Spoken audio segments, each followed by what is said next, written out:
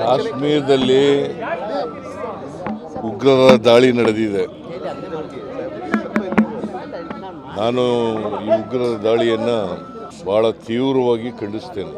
ಕರ್ನಾಟಕದ ಪ್ರವಾಸಿಗರು ಇಬ್ಬರು ಮೃತರಾಗಿದ್ದಾರೆ. ಒಬ್ಬರು ಮಂಜುನಾಥ್ ಅಂತ, ಇನ್ನೊಬ್ಬರು ಭರತ್ ಭೂಷಣ್ ಅಂತ. ನಾನು ಈಗಾಗಲೇ ಅಧಿಕಾರಿಗಳ ತಂಡ ಕಳಿಸಿದ್ದೀನಿ. ಜೊತೆಗೆ ಕಾರ್ಮಿಕ ಸಚಿವರಾದಂಥ ಸಂತೋಷ್ ಅವ್ರನ್ನೂ ಕೂಡ ಕಳಿಸಿದ್ದೀನಿ. ಅವರು ಯಾರ್ಯಾರು ಇದ್ದಾರೆ ಕನ್ನಡಿಗರು ಅಲ್ಲಿ ಅವ್ರನ್ನೆಲ್ಲ ವಾಪಸ್ ಕರ್ಕೊಬರೋಕ್ಕೆ ಸೇಫಾಗಿ ಒಂದು ವಿಶೇಷವಾದಂಥ ವಿಮಾನ ಮಾಡ್ಕೊಂಡು ಕರ್ಕೊಬ ಅಂತ ಹೇಳಿದ್ದೀನಿ.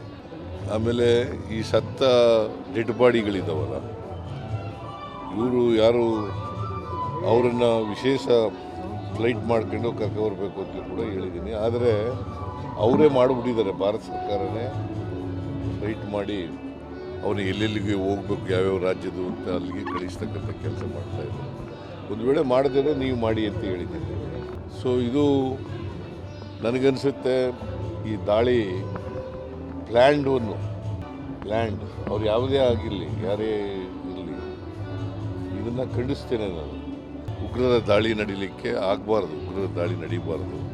ಯಾವುದೇ ಜಾತಿ ಧರ್ಮದವರು ಕೂಡ ಇದ್ದರೂ ಕೂಡ ಇದು ಪ್ರಾಣ ಹತ್ಯೆ ಆಗ್ತಕ್ಕಂಥ ವಿಚಾರ. ಸುಮಾರು 26-27 ಜನ ಸತ್ತಿದ್ದಾರೆ ಅಂತ ವರದಿ ಇದೆ. ಇದು ಒಂದು ದೊಡ್ಡ ದಾಳಿ, ಇದು ಭೀಕರವಾದಂಥ ದಾಳಿ. ಈ ಭೀಕರವಾದಂಥ ಉಗ್ರರ ದಾಳಿಯನ್ನು ಕರ್ನಾಟಕ ಸರ್ಕಾರ ತೀವ್ರವಾಗಿ ಖಂಡಿಸ್ತದೆ. ಮತ್ತು ನನಗನ್ಸುತ್ತೆ there is a intelligence failure ಅಂತ ಅನಿಸುತ್ತೆ. ಇಂಟೆಲಿಜೆನ್ಸ್ ಫೈಲ್ಯೂರ್ ಕೇಂದ್ರ ಸರ್ಕಾರದ ಇದು ಇಂಟೆಲಿಜೆನ್ಸು ಫೇಲ್ ಆಗಿದೆ ಅಂತ ಅನಿಸುತ್ತೆ. ಯಾಕೆಂದರೆ ಅವರು ಅಲ್ಲಿ ಹಿಂದೆನೂ ಕೂಡ ಪುಲ್ವಾಮಾ ಇದಾಗಿತ್ತು, ಮತ್ತೆ ಇಲ್ಲಿ ಉಗ್ರರ ದಾಳಿ ಆಗಿದೆ. ಕೇಂದ್ರ ಸರ್ಕಾರದ ವೈಫಲ್ಯ ಇದೆ ಅಂತೇಳಿ ನನಗನ್ಸುತ್ತೆ. ಸೊ ಅದನ್ನು ಈ ದಾಳಿ ನೋಡಿ ಅದನ್ನು ಇನ್ನೂ ವಿಚಾರ ಮಾಡಬೇಕು. ಅದನ್ನು ಚರ್ಚೆ ಮಾಡ್ತಾ ಇದ್ದೀವಿ, ಅಧಿಕಾರಿಗಳ ಜೊತೆ ಚರ್ಚೆ ಮಾಡ್ತೀವಿ.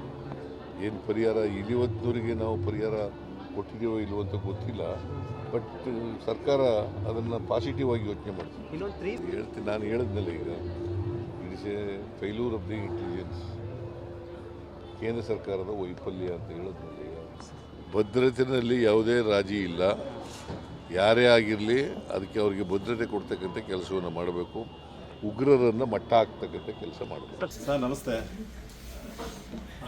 ತುಂಬ ಅನುಕೂಲ ಆಯಿತು ಸರ್ ಬಂದಿದ್ದಾರೆ. ನಮಗೆ ಧೈರ್ಯ ಬಂತು. ಇವಾಗ ಭಾಳ ಹೆದರ್ಬಿಟ್ಟಿದ್ವಿ ನಾವು, ಈಗ ನಮಗೆ ಧೈರ್ಯ ಬಂದಿದೆ ಸರ್. ವಾಪಸ್ ಕರ್ನಾಟಕಕ್ಕೆ ಹೋಗ್ತೀವೋ ಇಲ್ವೋ ಅಂತ ಅಂದ್ಕೊಂಡಿದ್ದೆ. ದೇವರಂಗೆ ಇವ್ರನ್ನ ಕಳಿಸಿದ್ದೀರಿ, ತುಂಬ ಧನ್ಯವಾದಗಳು.